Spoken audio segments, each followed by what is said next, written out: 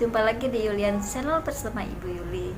Masih dalam pembelajaran PPKN. Pada video sebelumnya kita sudah membahas mengenai hakikat dan teori kedaulatan.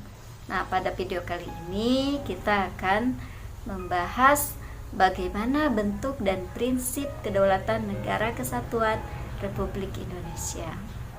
Sebelum kita bahas materinya, tidak lupa mari kita awali pembelajaran kita dengan berdoa. Anak-anakku sekalian, kedaulatan adalah kekuasaan tertinggi untuk menentukan hukum dalam suatu negara. Negara Indonesia adalah negara yang berdasarkan atas kedaulatan rakyat.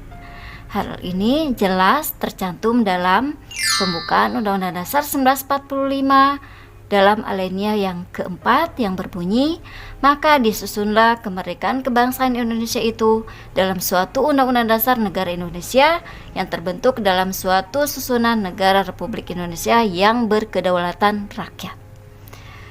Kemudian dalam pasal 1 ayat 2 Undang-Undang Dasar 1945 ditegaskan bahwa kedaulatan berada di tangan rakyat dan dilaksanakan menurut Undang-Undang Dasar.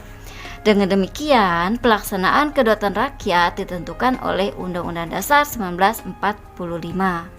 Artinya bahwa Undang-Undang Dasar 1945 menentukan bagian mana dari kedaulatan rakyat yang pelaksanaannya diserahkan kepada badan yang keberadaan, wewenang, tugas, dan fungsinya ditentukan oleh Undang-Undang Dasar.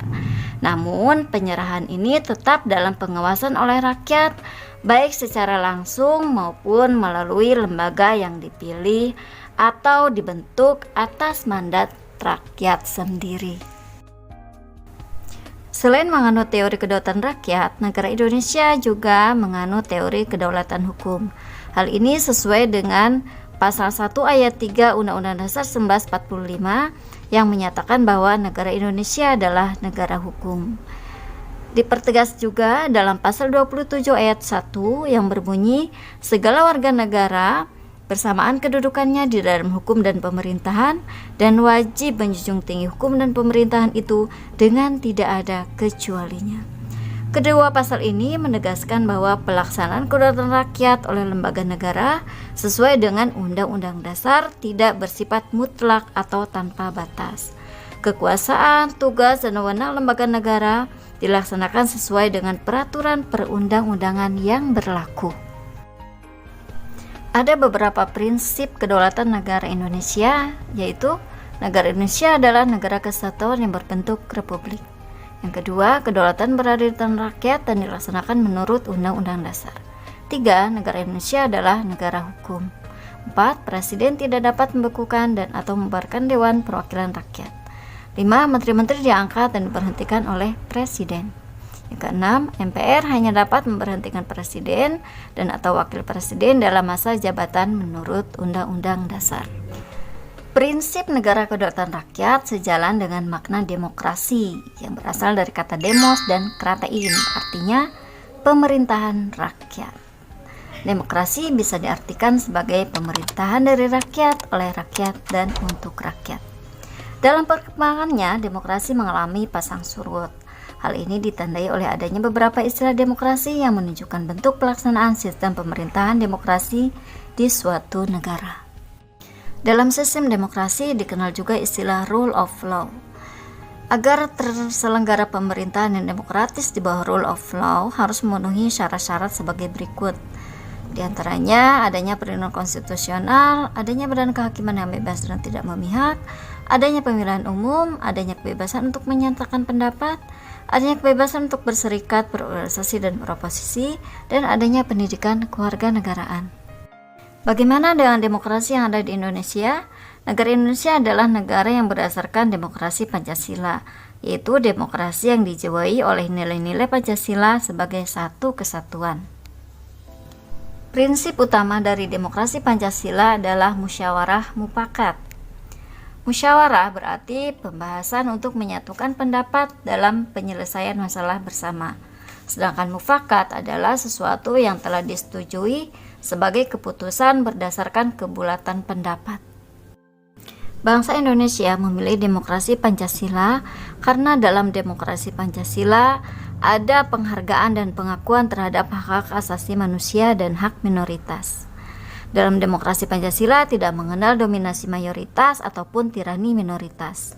Keputusan yang diambil dalam demokrasi Pancasila mengutamakan kepentingan seluruh masyarakat, bangsa, dan negara. Kelompok minoritas maupun mayoritas memiliki kedudukan yang sama dalam demokrasi Pancasila.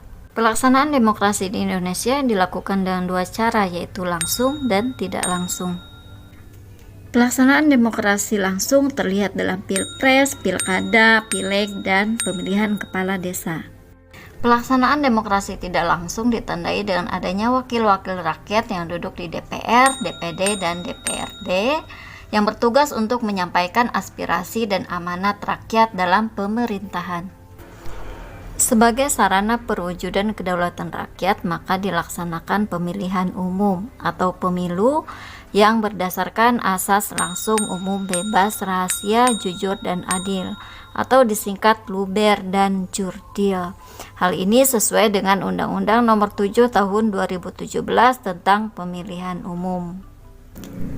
Pelaksanaan demokrasi bukan hanya diwujudkan dalam pemilihan umum saja, tetapi prinsip demokrasi dapat diterapkan dalam berbagai bidang kehidupan, seperti persamaan derajat, kebebasan mengeluarkan pendapat, supremasi hukum, dan partisipasi rakyat melandasi berbagai kehidupan di lingkungan sekolah, masyarakat, bangsa, dan negara. Nah, anak-anakku sekalian, demikian yang dapat Ibu sampaikan pada video kali ini. Mudah-mudahan kalian dapat memahaminya dengan jelas. Ibu ucapkan terima kasih dan mohon maaf atas segala kekurangan. Wabillahi taufiq wal hidayah. Wassalamualaikum warahmatullahi wabarakatuh.